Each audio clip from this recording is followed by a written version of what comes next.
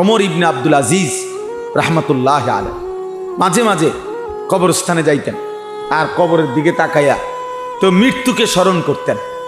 উনি বলতেন, ইয়া মাউতু মাযা ফাআলতা বিল আহিব্বা, হে মৃত্যু, হায় তুমি আমার আপনজনদের সাথে কি করলা। মাযা ফাআলতা বিল আহিব্বা, আমার ভালোবাসার প্রিয় মানুষগুলোর সাথে কি করলা তুমি। সবগুলো মানুষকে আমার থেকে নিয়ে গেলাম।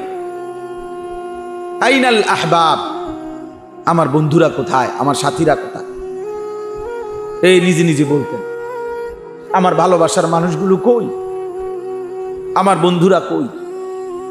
আইনাল জুল্লাস, অর্থ হলো আমি যাদের সাথে বসতাম তারা এখন কই।